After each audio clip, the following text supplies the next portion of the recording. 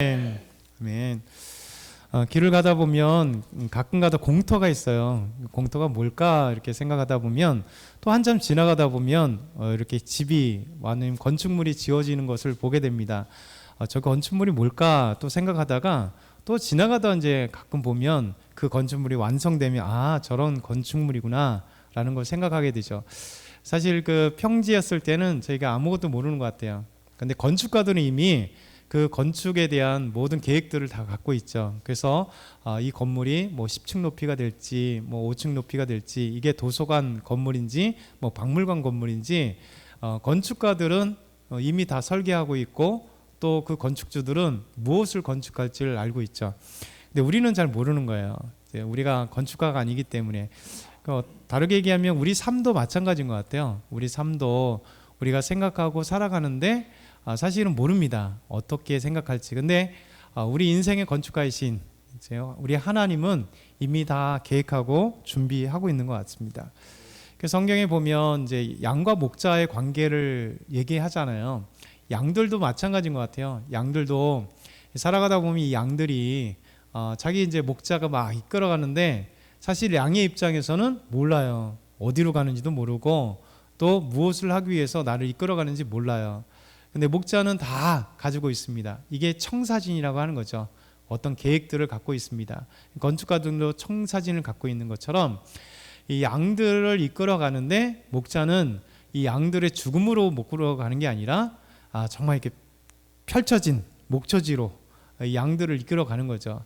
또 이 양들을 우물로 이끌어가서 이 양들에게 우물을 주고 물을 주고 또 맛있는 풀을 먹일 수 있는 그런 목초지로 이렇게 이끌어 가세요.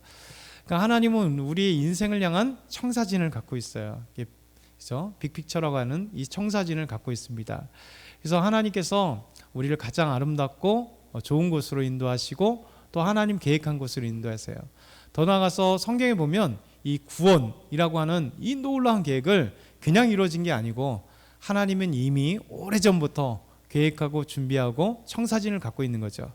그래서 우리는 모르는데 어느 순간 빈터에 하나의 포크레인이 와서 땅을 파기 시작하고, 그렇죠?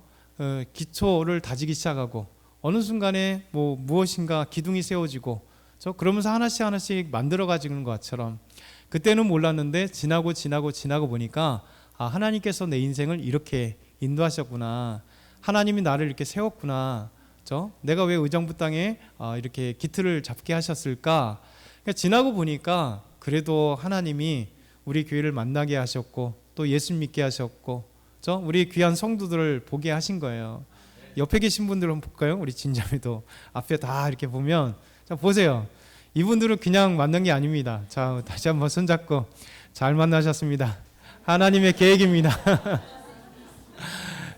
맞아요. 사실 우리가 몰랐으니까 그러지 그때는 사랑한 것 같은데 잘 보면 우리가 왜 부부가 되게 하셨는지 또 왜 우리 자녀들을 이렇게 낳게 하셨는지 또 우리가 이렇게 더 나가서 공동체로 함께 모여서 한 식구가 되게 하셨는지 이게 다 하나님의 계획과 뜻, 더 나가서 우리가 예수 믿게 된 것도 하나님의 그 큰 청사진 빅피처를 통해서 하나님이 계획하셨던 놀라운 길로 우리를 어느 순간에 이렇게 이끌어 가신 거예요. 그래서 예수 믿게 되면 하나님 믿게 되면 그것을 아는 거죠. 하나님이 나를 왜 이런 길로 가게 하셨을까? 왜 하나님이 이런 사람들을 만나게 하셨을까? 하나님이 우리 교회를 왜 인도하셨을까? 그 모든 것들을 알게 되는 거죠.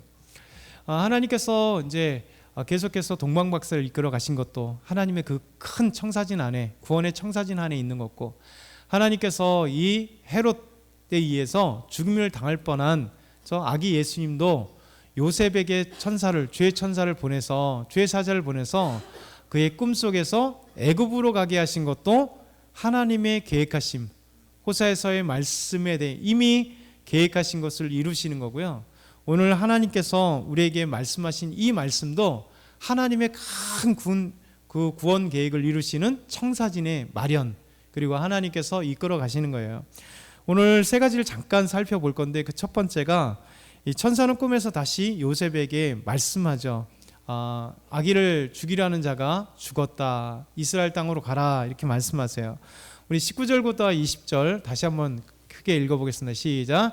헤롯이 죽은 후에 주의 사자가 애굽에서 요셉에게 현몽하여 이르되 일어나 아기와 그의 어머니를 데리고 이스라엘 땅으로 가라. 아기의 목숨을 찾던 자들이 죽었느니라 하시니. 아멘.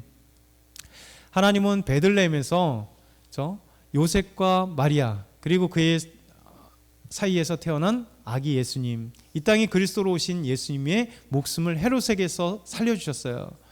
만약에 베들레헴이 그들이 있었다면 하나님께서 주의 사자 곧 천사를 통해서 요셉에게 말씀하지 않았다면 아마 아기 예수님은 이 땅에 구원자로 오셨음에도 불구하고 헤롯이라고 하는 이 악랄한 왕에 의해서 죽임을 당했을 것입니다.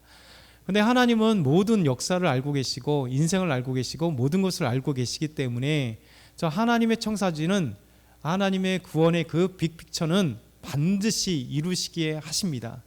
그래서 요셉에게 꿈에 나타나서 애굽으로 가라 하셨어요. 그리고 이제 애굽에서 얼마 동안 있다가 오랜 시간이 있지 않았습니다. 그곳에 있다가 다시 주의 사자가 요셉에게 꿈에서 다시 말씀하는 거예요. 아기와 그의 어머니를 데리고 이스라엘 땅으로 가라. 그렇죠? 아기의 목숨을 누리던 자가 죽었다. 이렇게 말씀하고 있는 겁니다. 여러분 이것이 얼마나 중요한지 모르겠습니다. 왜냐하면 하나님은 이미 모든 것을 아시기 때문에 헤롯이 죽었다는 이 사실을 요셉에게 알려줬어요. 요셉은 지금 모르는 거예요. 이스라엘 상황을 모르고 있습니다. 지금처럼 뭐 엄청난 네트워크가 있어서 뉴스만 들면 전 세계 곳곳에 일어나는 사건 사고들을 다 알기 때문에 애굽에 있어도 이집트에 있어도 만약 요즘 같으면 바로 이웃 나라에 유대를 다스리고 있었던 헤롯이 죽었어 라는 이 메시지가 막 뉴스로 나올 수 있을 겁니다. 그런데 그 당시에는 이 사실을 모르는 거죠. 더더군다나 헤롯을 피해서 천사에 의해서 애굽 땅으로 내려갔기 때문에 아마 이것은 꽁꽁 숨어서 얘기를 들었지 못했을 거예요. 그런데 헤롯이 죽었다는 이 사실을 하나님은 요셉에게 천사를 통해서 말씀해 주십니다. 헤롯 대왕은요 기원전 4년에 죽었습니다. 6월절 얼마 앞두지 않고 그는 죽었어요. 우리가 쓰는 태양력으로 한다면 한 4월 초 정도에 헤롯이 죽게 되었습니다. 그의 권좌에 있은 지 37년. 그러면 엄청난 오랜 시간 동안 유대를 다스리는 왕이었잖아요. 37년 동안 유대를 다스리는 왕으로서 그의 나이 70세 때에 나이 많은 70세 권력의 욕심 때문에 자기 가족들을 무참히 죽이고 정족들을 무참히 죽였던 이 헤롯, 그러나 인생을 피할 수 없는 죽음을 그가 맞게 된 것이죠. 더 나아가서 그리스도, 유대인의 왕으로 오신 그 그리스도를 죽이려 했던 이 헤롯 대왕이 그의 인생 70세 37년이라고 하는 유대를 다스리는 왕으로 생활하다가 죽게 되었습니다. 결국 이 왕이 죽었을 때 하나님은 요셉을 통해서 이제 이스라엘 땅으로 가라 이렇게 말씀하시는 거예요. 여러분 하나님은 다 아시기 때문에 우리의 삶을 한순간 이끌어 가세요. 오늘 두 번째 말씀은요, 이스라엘을 가는데 주의 천사의 말씀을 통해 이스라엘 가는데 복병이 나타나게 돼요. 문제가 나타나게 됩니다. 자, 우리 21절부터 22절 상반절 한번 중반절까지 읽어볼게요. 시작. 요셉이 일어나 아기와 그의 어머니를 데리고 이스라엘 땅으로 들어가니라. 그러나 아켈라오가 그의 아버지 헤롯을 이어 유대의 임금됨을 듣고 거기 가기를. 아멘. 헤롯이 죽었다는 소식을 천사에 의해서 듣고 얼마나 놀랐고 기뻤겠어요. 왜냐하면 자기 아기가 태어난 지 얼마 되지 않아 죽임을 당한다는 것은 부모 입장에서는 너무 놀라우고 두려운 일입니다. 그리고 낯선 땅 애굽으로 가서 아무도 모르는 애굽에서 숨어 지내게 됐으니 항상 두려웠을 거 아니에요. 그리고 그들이 가져간 돈도 얼마 없을 테고 그들은 가난했던 부부예요. 그러면서 이 가난했던 부부가 이집트 땅에 낯선 땅에 가서 말도 제대로 통하지 않는 그 땅에 가서 숨어 산다는 건 쉽지 않았을 것입니다. 그런데 하나님이 이 모든 것을 아시고 그의 아기 곧 예수님의 생명을 구원하시기 위하여 애굽 땅으로 보내셨고, 이게 호세의 예언에 하나님이 계획하신 대로 이루어주셔서 애굽 땅에서 내 아들을 불러내었다, 이 말씀을 이루시기 위하여 헤롯이 죽은 뒤에 하나님께서는 이제 꿈을 통해서 이스라엘 땅으로 가라. 그리고 하나님 말씀을 듣고 가고 있어요. 가고 있는데 갑자기 청천벽력과 같은 소식이 들려온 거예요. 헤롯 왕, 그 극악한 헤롯 왕 대신해서 아켈라오라고 하는 헤롯의 아들이 유대 땅을 다시 다스리는 왕이 되었다는 소식에 충격을 받은 겁니다. 여러분, 우리가 삶 속에서 이런 일들을 경험하게 돼요. 어떤 일일까요? 우리가 기도했잖아요. 응답을 받았잖아요. 그러면 우리는 항상 형통할 거라 생각합니다. 자, 이제 탄탄대로 하나님이 응답하셨고 하나님이 이끄셨고 하나님이 주신 것인데, 그런데 순간적으로 또 문제가 일어나게 돼요. 왜 이들에게 있어서는 왜 두려움 속에 살았느냐? 그가 바로 아켈라오였기 때문에 그래요.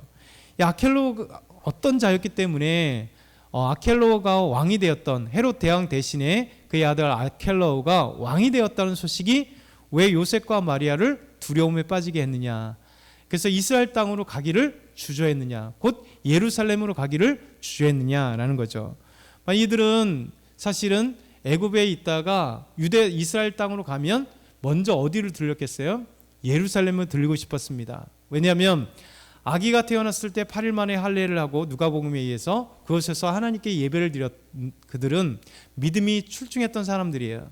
그래서 이제 아기가 태어나서 다시 잠시 피했다 이스라엘 가게 되면 우리를 죽이려고 했던, 이 아이를 죽이려 했던 헤롯은 죽고 먼저 무엇을 하고 싶었을까요? 하나님께 제사를 드리고 예배를 드리고 찬양하고 그리고 고향 땅으로 가고 싶었던 그의 요셉과 마리아였을 거예요. 그래서 이스라엘 땅으로 가고 있는 거예요. 만약에 예루살렘으로 가지 않았다면 그들이 두려워하지 않았을 거예요. 그렇죠? 왜? 다른 길로 가면 되니까. 근데 지금은 그들은 예루살렘으로 향했던 것이 분명하고요. 아켈라오가 왕이 되었다는 것 때문에 두려웠습니다. 그러면 아켈라오는 누구인가?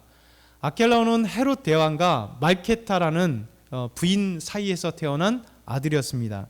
이 아들은 사마리아 유대 땅을 로마에 의해서 10년 동안 통치를 했어요.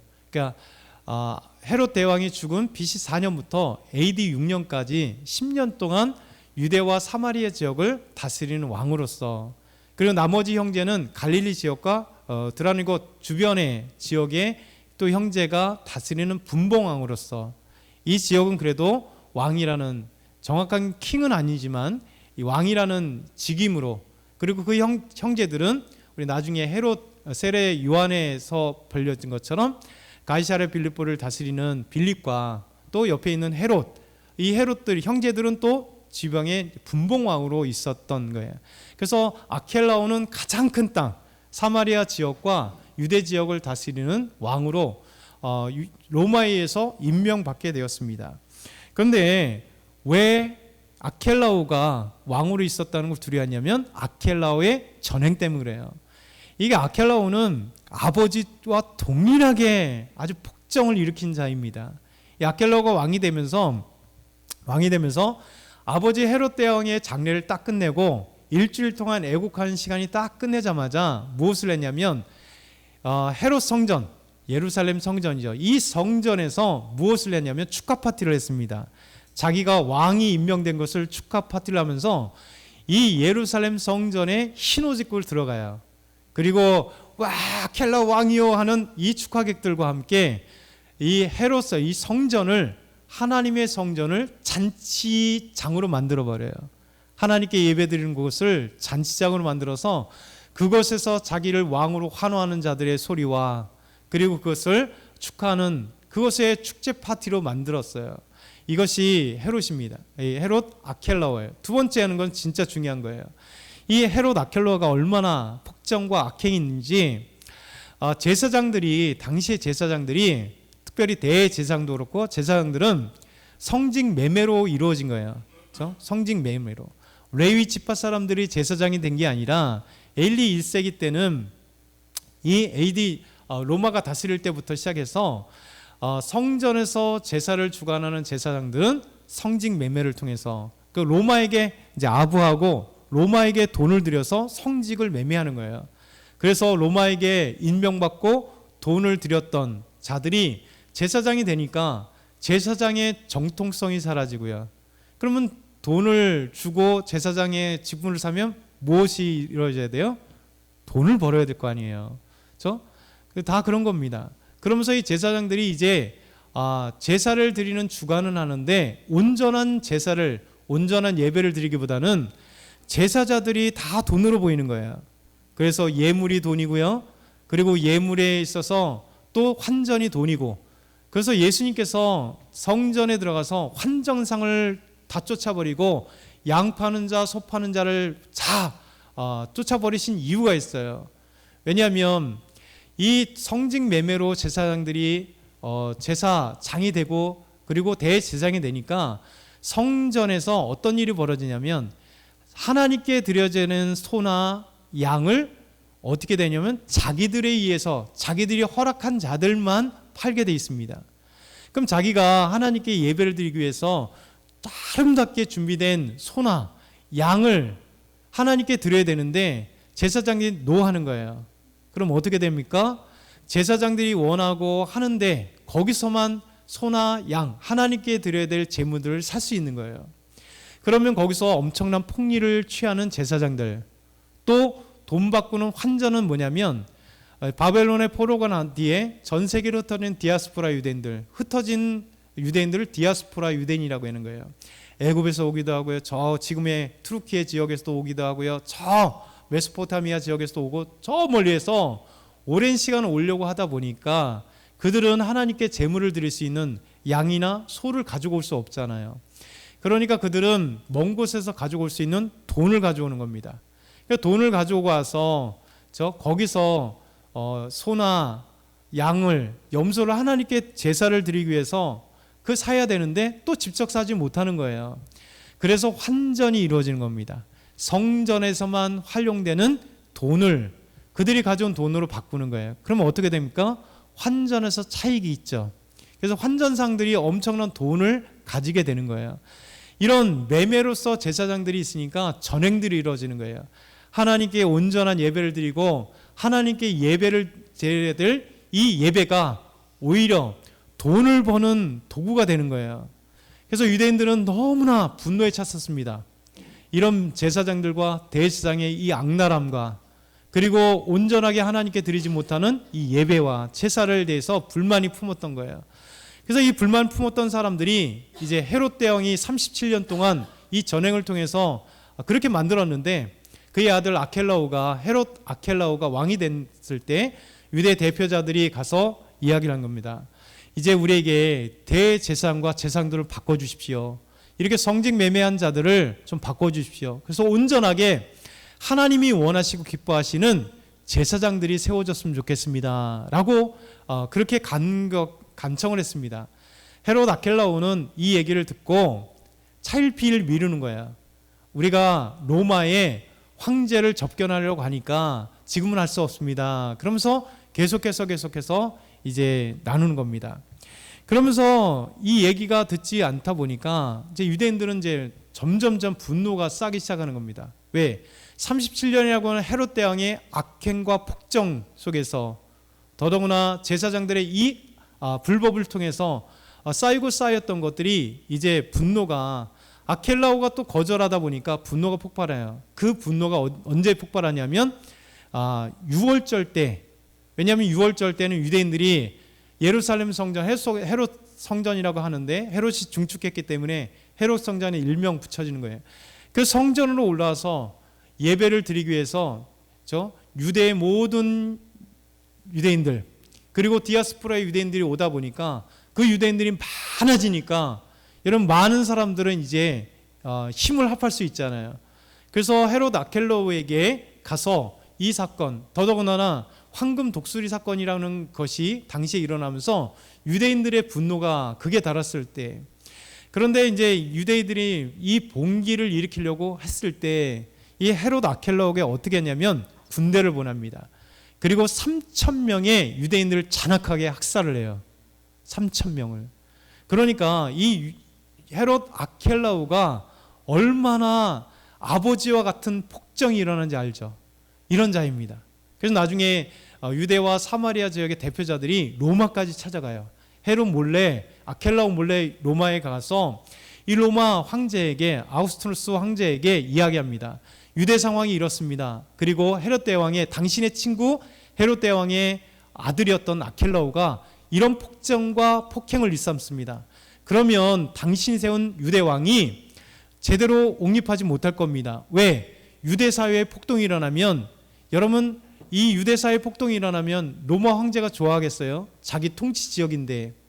그러니까 이 폭정의 이야기를 듣고 나중에 10년 만에 로마 황제가, 아우구스토 황제가 이 헤롯 아켈라오를 왕위에서 폐위시키고, 그리고 추방당해서 비참한 최후를 당하는 자가 헤롯 아켈라오예요. 지금은 헤롯 대왕에 의해서 세워진 자, 그리고 6월절이 지나고 난 뒤, 왜? 6월절 가까웠을 때에 헤롯 왕이 죽었기 때문에 지금 이런 폭행을 저지른 때입니다. 헤롯 아켈라오가 3,000명의 유대인들을 죽인 이 사건이 유대 지역뿐만 아니라 지금 애굽에서 이스라엘 땅으로 오고 있었던 요셉과 마리아에게 들린 거예요. 그들은 두려운 거죠. 헤롯이 죽었는 줄 알았더니, 그의 아들이 이제 그가 죽어서 더 이상 폭정이 없었는 줄 알았더니 헤롯 아켈라오는 더한 놈이네. 우리는 가면 이제 죽겠다. 그래서 두려워하고 있었던 거예요. 여러분, 이 두려움 속에 그들은 어떻게 했을까요? 여기도 하나님의 놀라운 인도하심이 있는 거죠. 하나님은 이제 요셉과 마리아를 통해서 예루살렘을 가지 않고 이스라엘 땅의 우회에서 그의 고향 땅으로 가라고 말씀하고 있습니다. 우리 22절 하반절과 23절 한번 같이 마지막으로 읽겠습니다. 시작. 꿈의 지시함을 받아 갈릴리 지방으로 떠나가 나사렛이란 동네에 가서 사니 이는 선지자로 하신 말씀에 나사렛 사람이라 칭하리라 하심을 이루려 함이로라. 아멘. 예루살렘으로 가기를 두려워했던 요셉과 마리아, 여러분, 표면적으로는요 헤롯 아켈라오의 악정 때문에 그 폭정을 듣고 그것을 가기를 두려워했습니다. 하나님은 다시 주의 천사를까 그들의 꿈에, 요셉의 꿈에 나타나서 갈 길을 인도하시는 거예요. 여러분, 우리가 하나님 앞에 기도할 때 분명히 평탄하지 않을 때가 있다고 얘기했어요. 우리 삶 가운데 다시 문제가 나타나겠다. 근데 여러분, 하나님은 그 문제를 이미 해결하실 방법을 알고 계셔요. 그렇기 때문에 우리가 기도했을 때 응답받은 것에 있어서 좌절할 필요가 없는 거예요. 왜냐하면 우리의 눈에는 문제로 보였지만 하나님은 더 큰 계획과 더 큰 것을 이루시기 위하여, 여러분, 하나님은 요셉과 마리아가 예루살렘에 가거나 그것에 살지 않도록, 왜? 하나님의 큰 그림이 그것이 아니었기 때문이에요.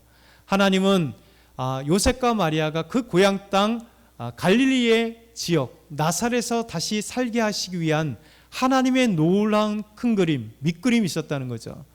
그래서 그들의 두려움 가운데 하나님은 다시 그들에게 주의 천사를 보내시고 하나님이 갈 길을 알려주신 거예요. 여러분, 우리가 문제가 생겼을 때 좌절하지 말고 다시 기도해야 돼요. 하나님, 저에게 왜 이런 문제가 생겼을까요? 하나님, 저에게 이런 문제를 해결할 수 있는 방법을 주십시오. 하나님이 인도해 주십시오라고 할 때 하나님이 놀랍게도 계획하신 대로 하나님이 이끌어 가신다는 거예요. 두려워하고 그들에게 가지 말아라. 그리고 너 나사렛이라는 지역에 그곳에 가서 살아라. 원래 지금 요셉과 마리아의 그 고향은 나사렛이에요. 자기 고향 동네로 가라 하시니 얼마나 안심이 되겠어요. 그래서 하나님의 인도하심 따라 그들은 가게 되었다는 것이죠. 근데 이것이 그냥 한 것이 아니라 말씀하신 이는 선지자라 하신 말씀 나사렛이란 사람이라 칭함을 이루려 하심이라. 이것이 하나님의 계획인 것입니다.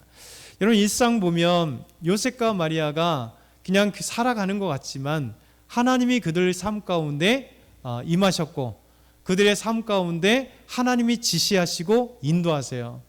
목숨을 보호해 주시고 인도하신다는 것, 지금 몇 주 동안 우리가 보았잖아요. 하나님께서는 저와 여러분의 삶 가운데도 하나님은 그냥 내버려 두지 않습니다. 우리가 가야 될 곳, 우리가 생활해야 될 곳, 그리고 수많은 문제들이 하나님 모르시는 게 아니라 다 알고 계신다는 거예요. 그런데 하나님이 계획하신 대로 우리를 가장 아름답고 선하고 인도하시는 것, 하나님께서 이 아기 예수님을 애굽으로 인도하셨고 그리고 이스라엘 땅으로 가라 하셨고 그리고 그곳에 아켈라오가 왕이 되었을 때 두려워하는 가운데 끝나는 게 아니라 하나님은 나사렛 지역으로 가서 그곳에 갈릴리 지역은 큰 지역이에요. 그리고 나사렛이라는 동네에 살 수 있도록 하나님이 허락하신다는 거죠. 그래서 이제 예수님께서 장성했을 때 어디서부터 시작합니까? 나사렛 지역에서 활동하시고 그것에서 주의 복음을 증거하며 하나님의 위대한 구원의 시작을 알리는 것이 바로 하나님께서 이사야 선지자를 통해서 구약의 말씀을, 특별히 이사야 말씀 가운데 흑암에 있었던 이 지역에 하나님 빛을 주시려고 하는, 그리고 나사렛이라고 하는 이 지역은 여러분 시골이고 천박하고 그리고 별 볼 일 없는 사람들이, 이스라엘 사람들이 무시했던 그곳에서 오히려 빛 대신 예수 그리스도, 가장 힘들고 연약한 사람들에게 주의 빛을 비추셔서 구원을 주시는 놀라운 은혜를 주시는 거예요. 여러분 생각해 보세요. 예수님을 처음 만나서 찬양했던 자들이 누굽니까? 이방의 사람들, 하나님 믿지 않았던 박사들이고, 그리고 천사들이 밤에서 외롭고 쓸쓸하게 있었던 이 목자들에게 나타나서 예수님의 구원의 빛을, 아름다운 천사들이 찬양하는 모습을 이 목자들이 어떻게 볼 수 있겠어요? 근데 이 땅의 구원자로 오신 예수님을 보여주신 거예요. 이게 하나님의 사랑이에요. 하나님은요, 우리가 어떠한 상황이 있든 어떤 사람이든 우리의 모든 사랑의 빛이 되시고 모든 사랑의 구원을 주시는 하나님의 위대한 구원 계획을 이루기 위해서 한 걸음 한 걸음 이끌어 가신다는 거예요. 그래서 우리가 적용해 볼 때 하나님은 우리의 모든 삶 가운데 우리를 그냥 내버리지 않는다는 거예요. 항상 우리의 가장 아름다운 것으로 인도하시고 가장 우리를 정말 하나님을 믿는 그 가운데 인도하시기 위해서 우리는 처음에 이 집을 모르지만 하나님은 이미 다 알고 계시는 건축가처럼 우리의 인생을 건축해 가시길 원하시고 인도해 가신다는 것. 오늘 저와 여러분 이 말씀을 기억하면서 하나님을 찬양하기 소망합니다.